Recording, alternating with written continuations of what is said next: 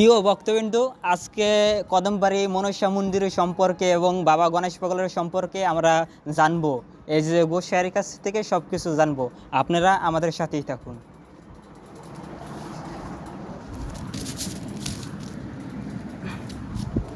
এখানে গণেশ পাগল সম্পর্কে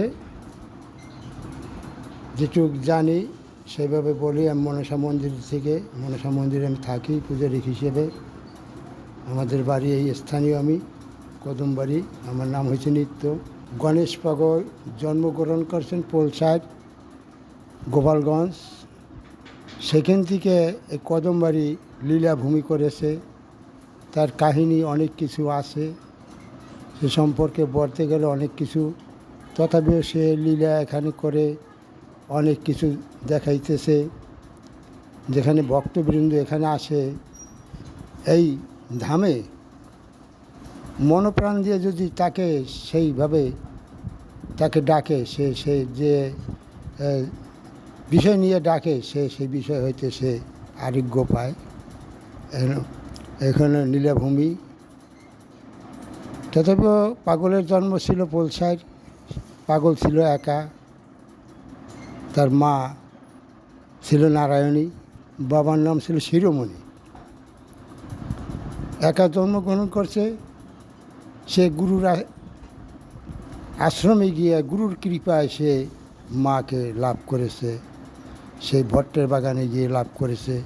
সেখান থেকেই সেই পাগল মহাপুরুষ হয়ে এই কদমবাড়ি লীলাভূমি রেখে গেছে। এখন আমরা তো এখানে থাকি, ভক্তেরাই আইসে যে যা বাসনা করে, বাসনা পাগল পূর্ণ করে। এখানে জ্যৈষ্ঠ মাসের 13 তারিখ বিরাট একটা অনুষ্ঠানের আয়োজন হয়। কোটি কোটি লোক হয় এক রাতের জন্য।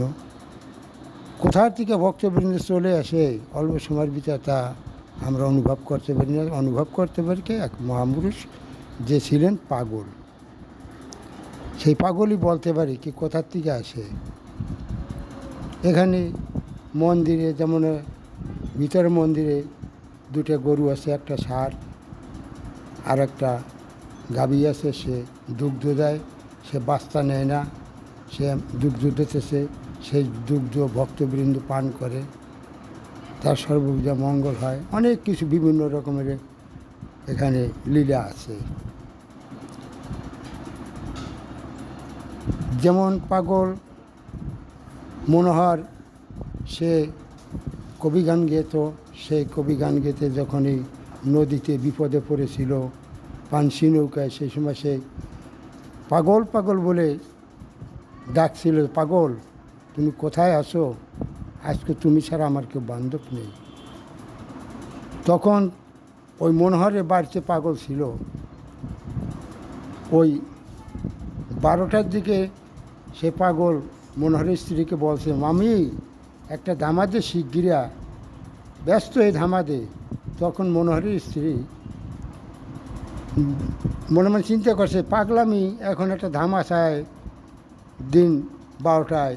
যাই হোক, ধামা দেশে, ধামা দিলে পরে সেই পাগল নাকি এই যে উঠানে বসে কাঁথা দিয়ে পাশের তল দিয়ে ওই নৌকার জল ফেলতেছে। আর এদিকে মনোহরের স্ত্রী সে রেকর্ড করে রাখতেছে যে কোন টাইমে কী পাগল করতেছে। ওই জল ফেলতে ফেলতে ফেলতে ফেলতে যখনই সেই পদ্মার নৌকা জেগে যায়, তখন পাগল ধামা থুয়ে বসে বিশ্রাম করে, ঘামাই শ্যামাই গেছে। মনোহরের স্ত্রী মনে মনে চিন্তা করতেছে যে কি কারণটা কী, ব্যাপারটা কী, কিছুই বুঝতে পারে না। মনোহর গান করে যখন বাড়ি আসছে, তখন তার স্ত্রী জিজ্ঞেস করছে যে আজকে যে পাগল, সে যে অলৌকিক লীলা দেখাইছে, অমুক টাইমে অমুক দিনকে এই উঠানে বসে ধামা দিয়ে দেখো জল ফেলাইয়া মাটি খোঁজ করে ফেলাইছে, ব্যাপারটা কি? তখন বলছে যে হ্যাঁ, পাগল তো করবি। শুধু আমি পদ্মায় নৌকা ঝড় হচ্ছিল, সেখানে আমার নৌকা বাসে না, তখন আমি পাগলকে 2 হাত জাগাইয়া পাগলকে ডেকেছি। সেই পাগল আমার ডাক শুনে বাড়িতে বসে সে জল খেয়েছে, আমার নৌকা জাগাই দিয়েছে। পাগল আমার তরি জাগাই দিয়েছে। প্রিয় ভক্তবন্ধু, আপনারা এত সময় গোসাইয়ের মুখ থেকে কদমবাড়ি সম্পর্কে, পাগলের সম্পর্কে অনেক কিছু জানতে পেরেছেন। অবশ্যই প্রতি সপ্তাহে সাপ্তাহিক একদিন অনুষ্ঠান হয় মঙ্গলবার, আপনারা আসবেন কদমবাড়ি, এখানে গণেশ পাগলের মন্দির দর্শন করে যাবেন, ভালো লাগবে। ধন্যবাদ সকলকে। জয় বাবা গণেশ পাগল।